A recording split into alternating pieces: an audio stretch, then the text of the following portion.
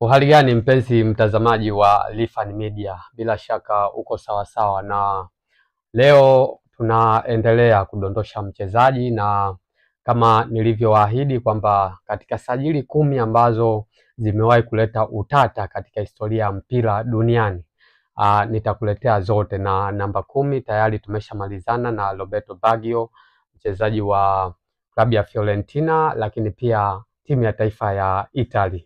Na leo ni namba 9, zamu ya namba 9. Nani alikuwa kwenye nafasi ya 9 na usajili wake ukaweza kuleta utata?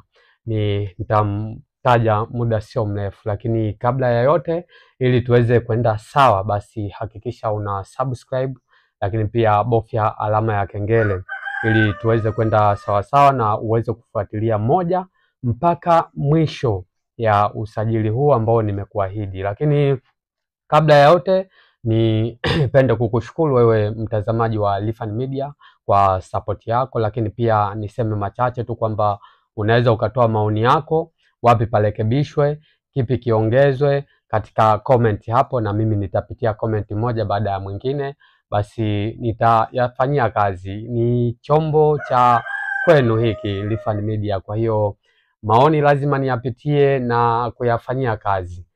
Asante. Sasa tuanze moja kwa moja na usajili namba 9 ambao ulileta utata baada ya namba 10, lakini leo tunadondosha namba 9. Sasa namba 9 ni nani? Namba 9 kuna binadamu mmoja anaitwa Sol Campbell. Huyu mchezaji alikuwa Tottenham Hotspur na baadaye akaelekea katika klabu ya Arsenal. Sasa usajili wake ulileta vipi utata? Naanza kama ifuatavyo. Jina kamili la huyu mchezaji anaitwa Souza Jeremia au Jeremiah kama Waswahili tunavyopenda kuita, lakini yeye anaitwa Souza Jeremiah, kwa jina lingine ndo Sol Campbell. Mchezaji ambaye alizaliwa tarehe 18 ya mwezi wa 9 mwaka 1974 katika jiji la London nchini Uingereza. Anacheza nafasi ya beki wa katikati kwa maana namba 5, lakini asili yake ni Jamaica. Wazazi wake walihama kutoka Jamaica na kuingia nchini Uingereza, ndipo alipozaliwa Sol Campbell au Souza Jeremia. Huo ni utangulizi wake. Lakini katika soka la vijana, wakati sasa anaanza kukua, alijiunga na academy ya West Ham Youth. Alikaa pale kwa muda mfupi kabla ya kuhamia Tottenham Hotspur. Tayari wakawa wamemuona kijana na kipaji, Tottenham Hotspur wakamsajili. Sasa baada ya kumsajili wakamuendeleza kisoka na akawa mchezaji wa timu hiyo, na baadaye akawa mchezaji tegemeo na akateuliwa kuwa captain wa Tottenham Hotspur. Ilipofika mwaka 2001, Sol Campbell alimaliza mkataba wake ndani ya Tottenham Hotspur, lakini kabla msimu wa 2021 2022 kuisha, mkataba wake ndio ukawa unatamatika. Siku moja akawa amehojiwa na waandishi wa habari na akasema kwamba mimi nitabaki katika klabu ya Tottenham Hotspur, nipende kuwaahidi mashabiki kwamba nitasalia hapa, na nyinyi wanahabari mjue hivyo kwamba nitasalia klabu ya Tottenham Hotspur. Kumbuka muda huo mkataba wake ulikuwa unatamatika Juni, lakini pia na yeye mwenyewe alikuwa ndio kapteni na mchezaji tegemeo ndani ya klabu ya Tottenham Hotspur. Kwa hiyo akawa amewaahidi mashabiki kwa namna hiyo.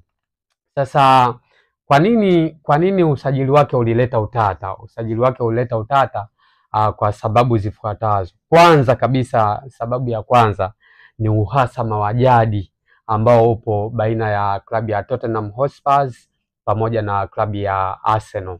Sasa huu uhasama unakujaje hapo, unaingiaje? Nikupe kidogo dondoo hapo. Kutokana na historia, klabu ya Arsenal ilianzishwa kusini mwa London.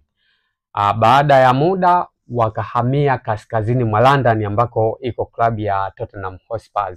na wakati wanahamia kaskazini mwa London walihamia eneo moja linaitwa Highbury. Hilo eneo lipo karibu kabisa na klabu ya Tottenham Hotspur.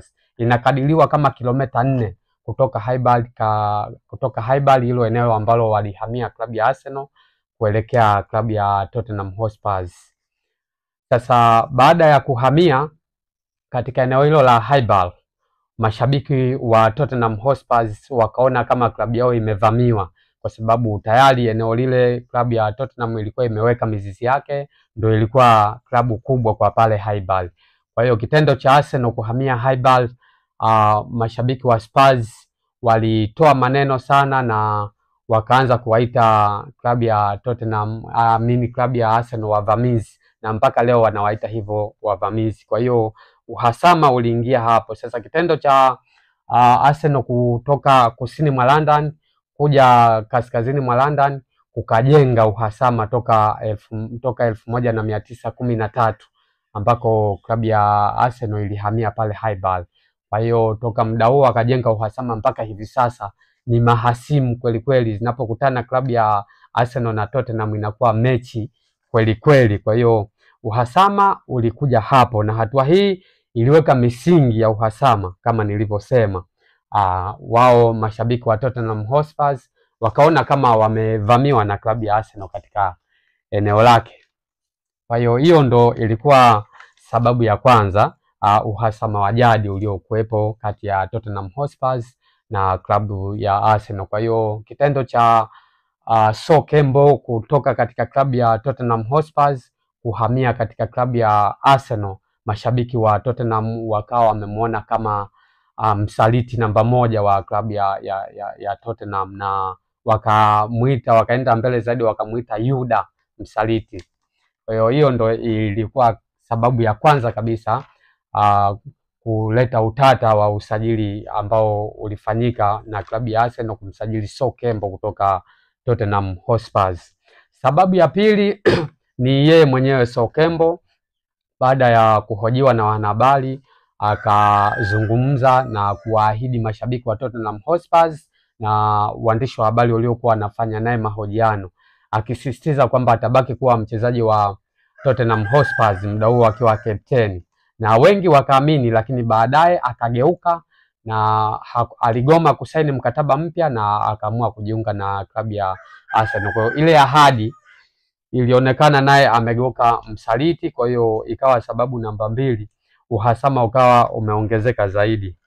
Sasa sababu namba 3, Campbell bwana alikuwa nahodha wa Spurs kama nilivyosema awali. Kwa hiyo unapokuwa nahodha, kumbuka unahodha sio anapewa kila mtu.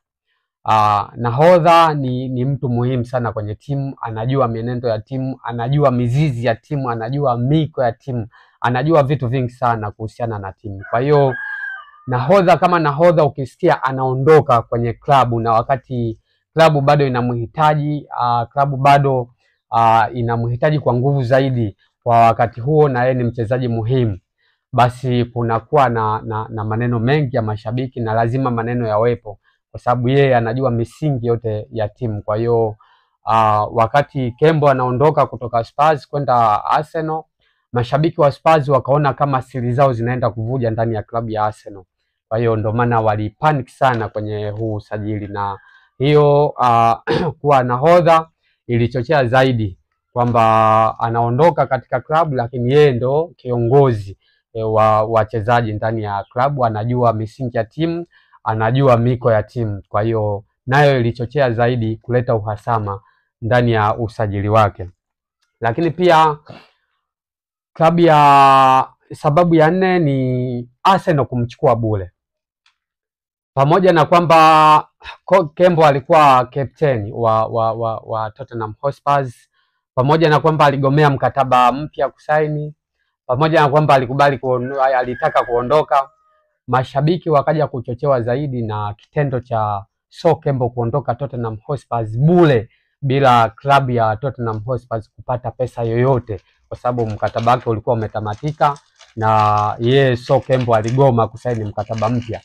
Kwa hiyo kitendo cha Arsenal kumsajili bure kilichochea zaidi usajili wake na mashabiki wakaenda mbali zaidi, hata klabu ya Arsenal ilipokuwa inafika White Hart Lane kwenye uwanja wa klabu ya Tottenham Hotspur kucheza mechi, mashabiki waliimba sana kwamba Yuda msaliti, yani walikuwa wanamuita Yuda hivyo. Kwa hiyo kitendo cha Arsenal kumsajili bure nayo ikawa ni sababu pia iliyochochea zaidi uhasama wa vilabu hivyo viwili, hususan mashabiki. Lakini sasa baada ya kuhamia Arsenal, Sol Campbell alisaidia sana Arsenal na akawa mchezaji muhimu, na akiwa klabuni hapo Arsenal alishinda makombe ya ligi kuu mawili, lakini pia FA akashinda kombe moja. Lakini pia alikuwepo kwenye kile kikosi cha dhahabu ambacho kiliitwa Invisible ile msimu wa 2004 2005, kikosi ambacho kilichukua ubingwa bila kupoteza mchezo wote. Kwa hiyo naye alikuwepo, na alikuwepo mchezaji tegemeo akiwa fullback pale namba 5, na alikuwa kwenye kikosi hicho na alicheza vizuri na kuwa tegemeo. Kwa ufupi, utata ulitokana na uhasama wa Arsenal na klabu ya Tottenham, na kitendo cha Spurs Arsenal kuhamia Highbury ndio kilianza kujenga uhasama wa Tottenham Hotspur pamoja na klabu ya Arsenal. Kwa hiyo kwa leo Sol Campbell ndo wanatufungia dimba. Tukutane wakati mwingine tena, baki hapo hapo. Mchezaji namba 8 anakuja hapo. Kwa hiyo ili usikose sasa kuweza kufahamu, hakikisha una subscribe, lakini pia bonyeza alama ya kengele.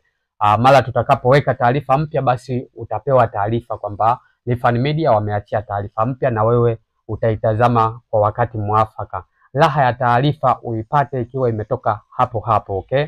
Basi mimi nikushukuru, sina la ziada, lakini Sol Campbell mwenyewe ambaye nilikuwa namzungumzia ni huyo hapa, huyo hapa mkono wangu wa kushoto na kulia hapa hapo juu. Huyo ndo Sol Campbell. Kwa hiyo kama una maoni, dondosha kwenye comment, nitapitia hapo na nitajibu pia. Lakini pia nitafanyia kazi maoni yako. Mimi nikushukuru, tukutane kwa wakati mwingine tena. Basi Mungu atusaidie. Kwa sasa sina la ziada, mpaka wakati mwingine tena. Ciao.